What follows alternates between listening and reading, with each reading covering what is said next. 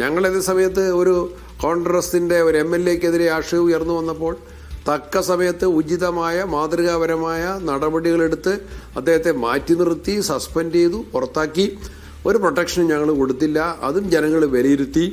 അത്തരം കേസുകളിലും CPM എടുക്കുന്ന ആറ്റിറ്റ്യൂഡും ഞങ്ങളെടുക്കുന്ന ആറ്റിറ്റ്യൂഡും രണ്ടും രണ്ടാണെന്ന് കേരളത്തിലെ ജനങ്ങൾക്ക് പ്രസിഡന്റ്, ഇതിനകത്ത് UDF-നെതിരെ ഉയർത്തിക്കൊണ്ടുവന്ന പ്രധാനപ്പെട്ട ആക്ഷേപങ്ങളിലൊന്ന് നിങ്ങൾ മുസ്ലിം സംഘടനകളും പ്രസ്ഥാനങ്ങളുമായി ഉണ്ടാക്കുന്ന ബന്ധത്തെ മുൻനിർത്തിക്കൊണ്ട് വലിയ ഒരു കളറിംഗ് പരിപാടി നടന്നല്ലോ.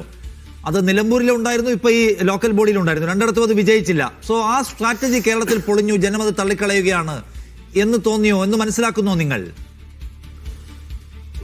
കൃത്യമായിട്ട് മനസ്സിലാക്കി. കാരണം അത് ഒരു ആത്മാർത്ഥത ഇല്ലാത്തതാണ്.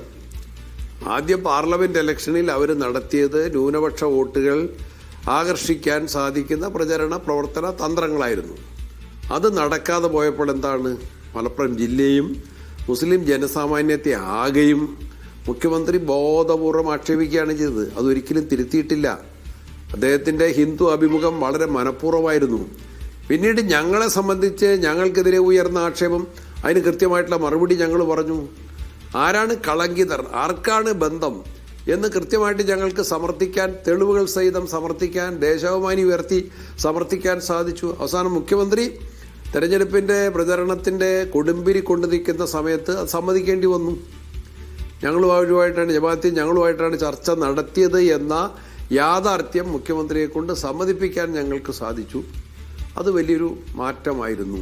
അവരുടെ ഈ അവകാശവാദങ്ങളോ പ്രചരണങ്ങളോ അത് സത്യവിരുദ്ധമാണ് എന്ന് ജനങ്ങൾക്ക് ബോധ്യപ്പെടുത്തി കൊടുക്കാൻ ഞങ്ങൾക്ക് സാധിച്ചു. അല്ല, ഞാൻ ചോദിക്കുന്നത് ഇപ്പം ജമാഅത്തെ ഇസ്ലാമിയെ കുറിച്ചുള്ള ചോദ്യങ്ങൾക്ക് നിങ്ങൾ പലപ്പോഴും വളരെ പോസിറ്റീവായിട്ടാണ് പ്രതികരിച്ചിട്ടുള്ളത്. നിങ്ങൾ ആ സഖ്യവും അല്ലെങ്കിൽ സഹകരണം പലപ്പോഴും അഡ്മിറ്റ് ചെയ്യുകയും ചെയ്തിട്ടുണ്ട്. അത് ഏതെങ്കിലും നിലയ്ക്ക് നിങ്ങളുടെ രാഷ്ട്രീയ വിജയത്തിന് തടസ്സമാകുന്ന ഒരു ഫാക്ടറായിട്ട് നിൽക്കുന്നില്ല എന്ന് വിചാരിക്കുകയാണോ, കണക്കൂട്ടാണോ ഇപ്പോൾ? ഇല്ലില്ല, ഞങ്ങൾ അഡ്മിറ്റ് ചെയ്തിട്ടില്ല. ഞങ്ങളങ്ങനെ സഖ്യം ഇല്ലെന്ന് തന്നെയാണ് പറഞ്ഞിട്ടുള്ളത്. ഞങ്ങളങ്ങനെ സംസ്ഥാന അടിസ്ഥാനത്തിൽ അങ്ങനെ ഒരു സഖ്യമോ മുന്നണിയോ ഇല്ല എന്ന് തന്നെയാണ് ഞങ്ങൾ പറഞ്ഞിട്ടുള്ളത്. അതാണ് വിശ്വസിച്ചത്. അവര്